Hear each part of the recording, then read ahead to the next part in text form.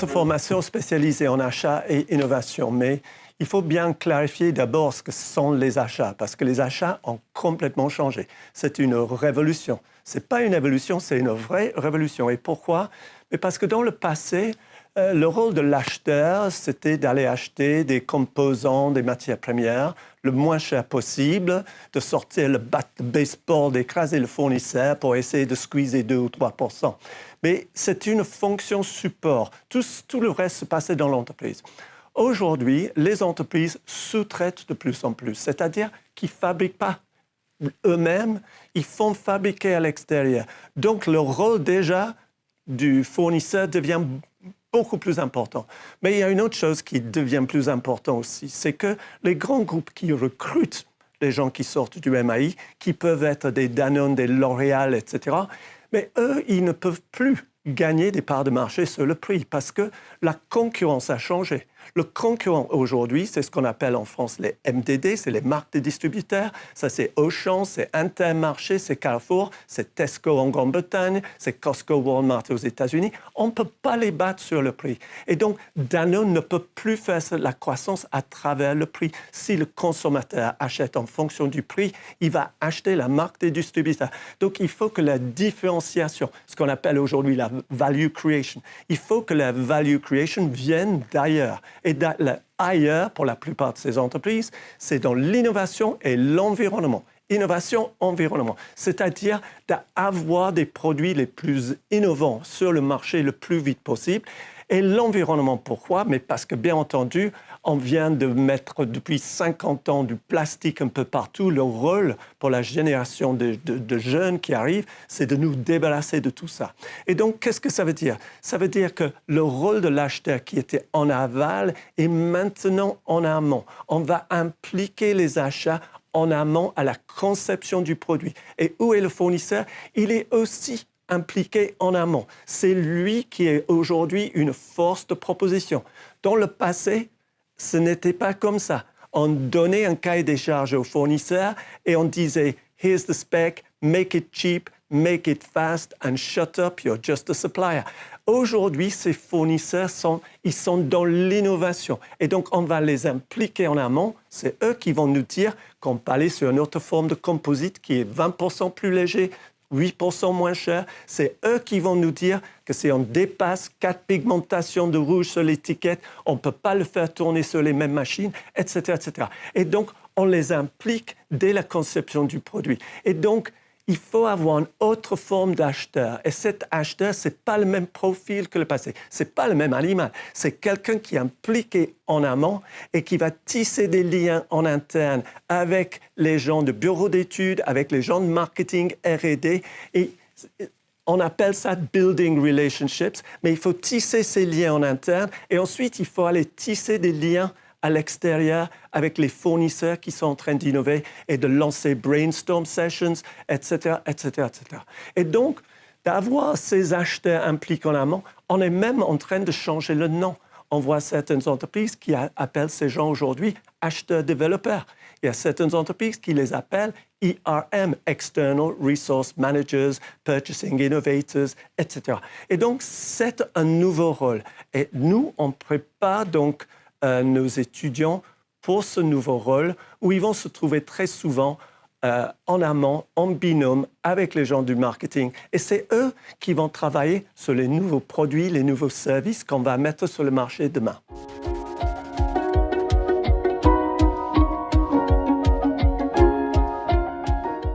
Notre principale force, de loin, c'est notre proximité avec les entreprises. Moi, je passe beaucoup de mon temps, je passe ma vie dans les entreprises parce qu'on fait la formation initiale, mais on fait de la formation pour les entreprises, on fait du conseil, du coaching pour les entreprises et donc j'y suis tout le temps. Et ce qui est important, c'est que comme les achats évoluent très vite, il faut être dedans, il faut être dans ce qui se passe aujourd'hui. Dans les achats, avec tous mes respects, on ne peut plus travailler sur un case study de IBM 2005-2006 parce que c'est out of date. Il faut être dedans, il faut être dans l'actuel. Et donc, ce qui est important, c'est qu'on passe beaucoup de temps à aider les entreprises de justement transformer leur service achat. Et ce qui est important là, c'est que ce sont ces entreprises qui vont venir recruter les gens du MAI.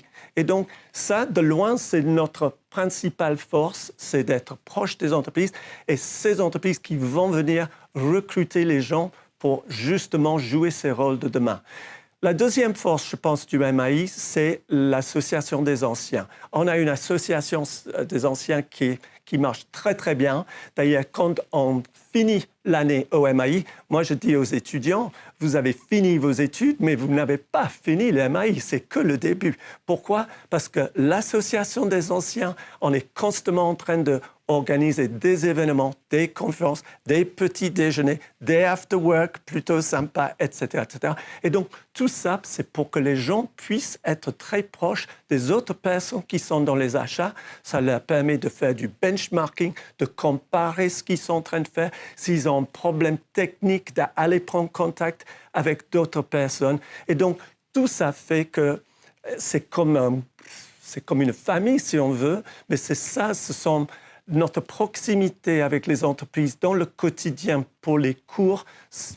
Parce que n'oublions pas qu'on est dans la phase finale, c'est la ligne droite avant la vie professionnelle pour la plupart des étudiants. Et donc, il faut vraiment avoir les entreprises qui vont venir pour parler de ce qu'ils sont en train de faire. Et donc, cette proximité avec les entreprises et notre association des anciens, à mon avis, sont les deux points les plus forts.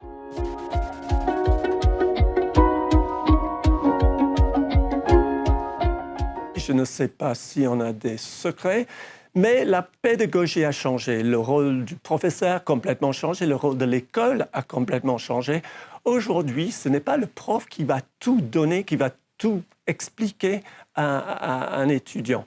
Aujourd'hui, le rôle du prof, essentiellement, c'est de créer de l'enthousiasme, c'est de simplifier, c'est de démystifier, c'est de mettre l'eau à la bouche pour que l'étudiant ait envie de rentrer chez lui et de trouver quelque chose, soit dans les livres, soit sur Internet, sur YouTube, etc. Et c'est ça qui est important. Ça a complètement changé la façon dont on est en train de former. Et donc, d'avoir des enseignants qui sont capables de vraiment créer le buzz et de donner envie aux étudiants, parce qu'ils sont curieux, ils vont trouver par eux-mêmes. Je pense que la deuxième chose liée à la pédagogie, c'est quel type de relation est-ce qu'on a avec des étudiants. On a des étudiants qui sont Bac+5, Bac+6, donc c'est la dernière année d'études.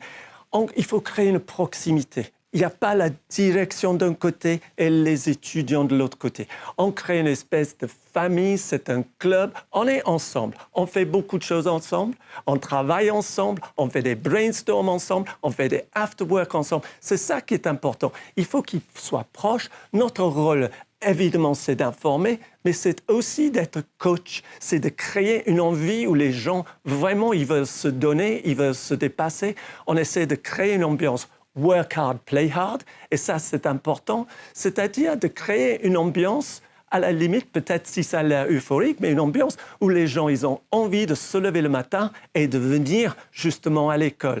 Et moi, je pense que c'est de loin le plus important. Si vous créez ça, mais les gens, ils ont soif, ils ont envie d'apprendre par eux-mêmes.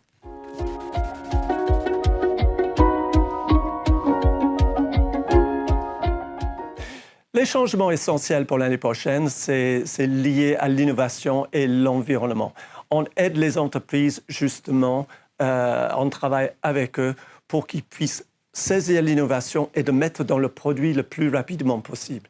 Et donc, évidemment, nos étudiants vont suivre, ils suivent ces choses-là. Et ce qu'on est en train de voir, ça évolue vraiment très, très rapidement. C'est-à-dire, il faut aller travailler avec ses fournisseurs, comment on le fait, on appelle ça Innovation Capture, et ensuite, comment on va mettre ces idées dans un produit rapidement et sortir le produit rapidement. Comment vous allez mettre votre nouveau rouge à lèvres, mascara sur le marché en 11 mois au lieu d'en 15 mois. Parce que si vous arrivez à mettre votre produit sur le marché en 11 mois au lieu d'en 15 mois, mais vous êtes en train de générer 4 mois de vente et donc vous êtes en train de contribuer à la croissance de l'entreprise. On appelle ça speed to market. Et il y a des changements incroyables dedans. Et donc, l'autre chose, c'est lié aussi à l'environnement. Comme j'ai dit tout à l'heure, on a mis dans le packaging du plastique sur le marché depuis 50 ou 60 ans. Et le gros défi pour les jeunes d'aujourd'hui, c'est justement de nous débarrasser de ce plastique. Mais croyez-moi, ça va très, très vite. On a nos étudiants à Bordeaux, les étudiants plein temps, en train de travailler. C'est un défi, travailler sur une espèce de défi de l'innovation avec des fournisseurs de packaging allemands. Et vraiment, quand on voit ce qu'ils sont en train de faire, ces fournisseurs, c'est assez incroyable. On est en train de voir les produits qui sont aujourd'hui biodégradables. Quand vous les touchez, on dirait du plastique, mais non, c'est highly biodegradable paper. Et dans certains cas, le papier est même fabriqué avec du gazon. C'est beaucoup plus rapidement biodégradable, etc. Et donc, comment on travaille avec les fournisseurs là-dessus? On est en train de voir ce qu'on appelle les CDAs, Co-Development Agreements, entre le client et ses fournisseurs. On est en train de conjointement déposer des brevets avec les fournisseurs. Tout ça fait que c'est une évolution qu'on n'avait pas vue et ça va très, très vite.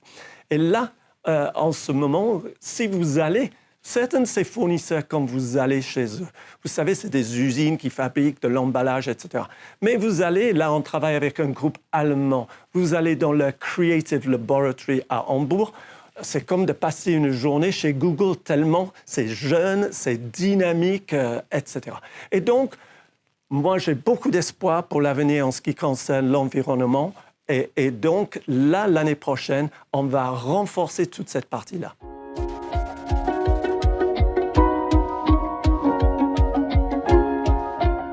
Ça, c'est la vraie question.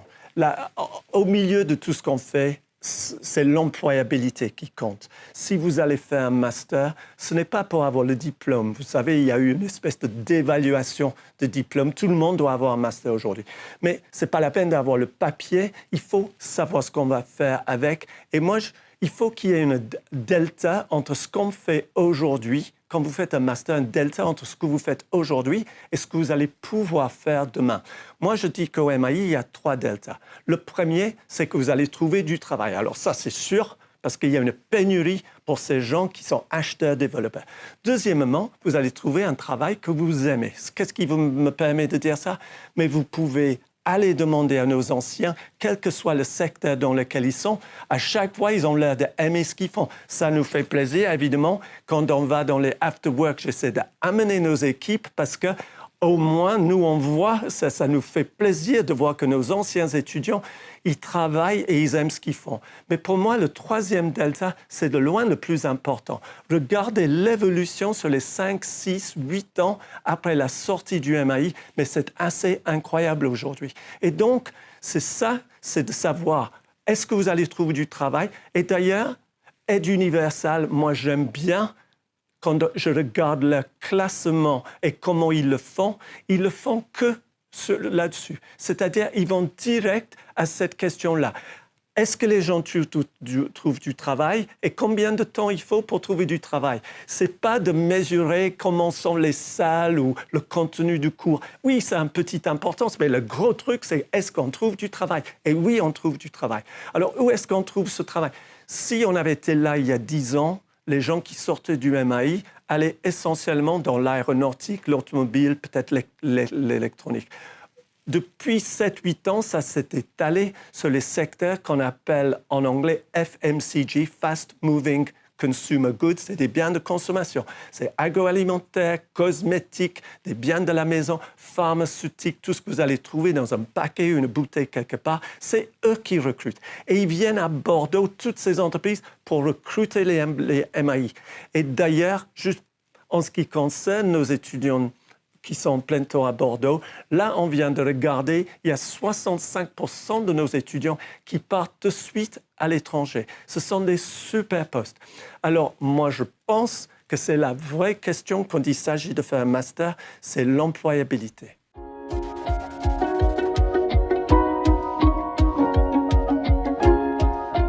Je pense qu'où on se différencie clairement, c'est cette proximité avec les entreprises parce qu'on n'est pas que dans un contexte académique. Comme je l'ai dit tout à l'heure, On est dans la phase finale. Les gens qui viennent faire des cours, ce sont des responsables, ce sont des directeurs achats et qui représentent des entreprises qui sont des pionniers, ce qu'on appelle les benchmarks. Ils viennent, ils expliquent ce qu'ils sont en train de mettre en place, combien de personnes, les ressources, combien de temps il faut, qu'est-ce qu'on ne referait pas si c'était à refaire parce que ça n'a pas fonctionné comme on pensait, etc. Et donc, c'est du vrai vécu. Et dans certains cas, c'est même, je dirais, politiquement incorrect. Ils disent des choses qu'on pourrait peut-être pas oser dire si on était filmé sur Internet, etc. Et c'est cette proximité et d'être vraiment dedans qui va faire la différence. La deuxième différenciation pour moi, c'est notre importance qu'on met sur tout ce qui est leadership et management.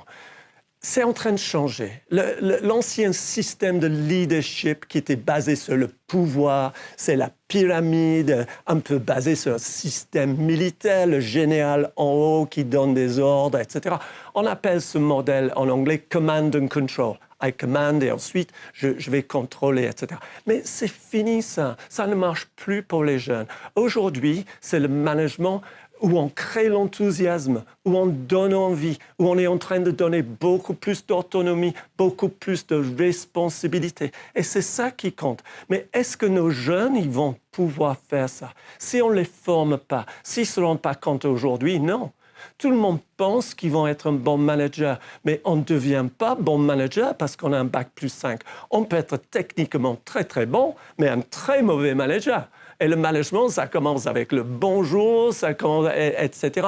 C'est de féliciter des gens. On est dans un monde dingue, on manque de reconnaissance. Mais est-ce qu'on va féliciter des gens? Et donc, c'est ça, c'est de créer une autre forme de leadership et de management et surtout de faire comprendre à des gens quand ils sont jeunes l'importance parce qu'on devient manager beaucoup plus vite qu'on ne croyait.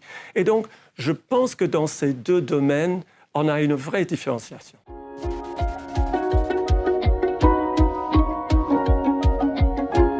Et qu'est-ce qu'on n'aime pas? D'abord, c'est les gens avec la grosse tête.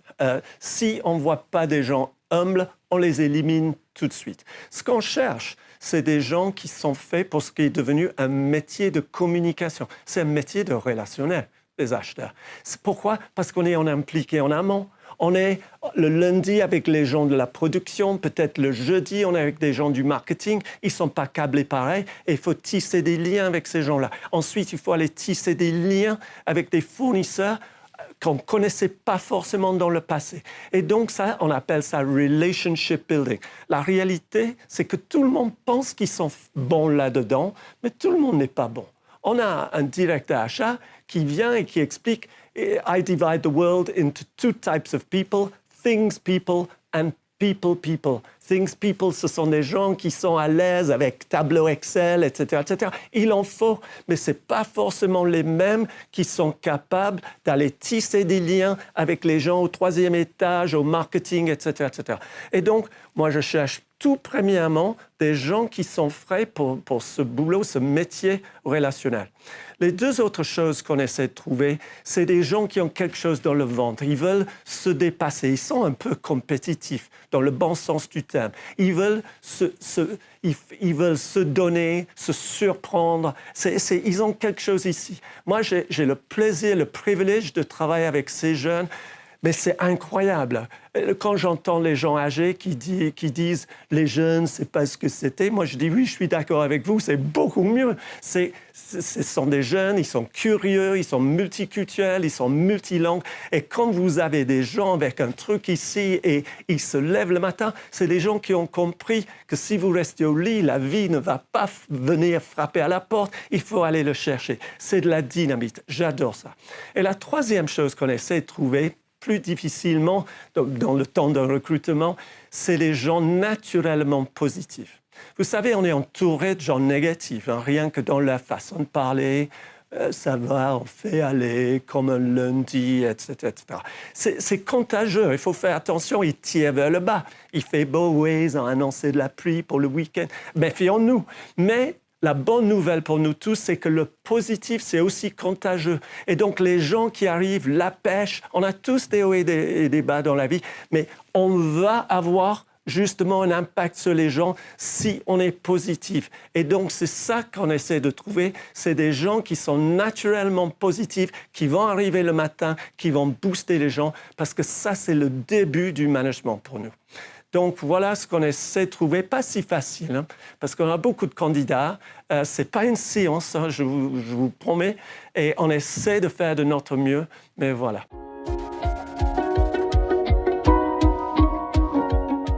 Merci pour toutes vos questions. J'ai essayé de démystifier le nouveau rôle de l'acheteur. L'acheteur qui est impliqué en amont aujourd'hui, comme je vous ai dit, c'est l'acheteur qui va travailler en amont avec R&D, bureau d'études, la production, etc., pour mettre les nouveaux produits sur le marché.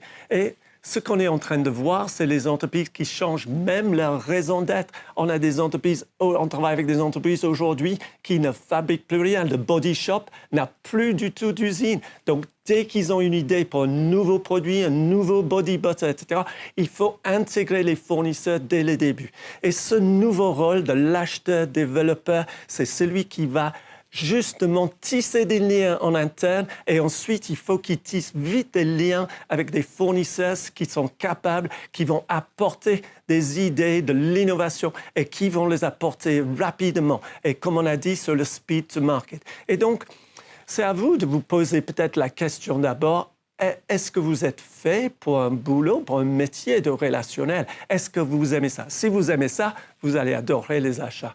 Mais une autre question, peut-être vous pouvez vous poser, c'est que est-ce que vous aimez le business? Parce que d'être impliqué en amont, ça veut dire qu'il faut réfléchir à ce qui est dans le pipeline pour l'année prochaine, qu'est-ce qu'on est en train de mettre sur le marché, des lancements de nouveaux produits, qu'est-ce qui est en train de lancer le concurrent, etc., etc., etc. Et donc, voilà, évidemment, moi, je ne suis pas objectif. Hein. Moi, je suis dedans. Donc, moi, j'adore tout ça. Moi, je pense que la meilleure façon pour vous peut-être de savoir plus, c'est d'essayer de poser des questions à des anciens. Aujourd'hui, vous avez vraiment la possibilité de joindre tous les anciens, peut-être essayer de joindre des anciens qui sont dans un secteur d'activité que vous aimez et de poser des questions. Qu'est-ce qu'ils font? C'est quoi leur quotidien? Est-ce qu'ils se déplacent? Est-ce qu'ils ont beaucoup de responsabilités? Éventuellement, combien ils gagnent? Mais c'est à vous de faire ça. En tout cas, si vous avez des questions qui nous concernent, on fait un maximum pour essayer de répondre. On a des journées portes ouvertes et même si vous nous envoyez des mails, on fait un maximum pour essayer de vous donner toutes les informations qu'il faut pour votre avenir. Merci beaucoup. J'espère que mes réponses vous ont aidé et bonne chance pour l'avenir. Merci.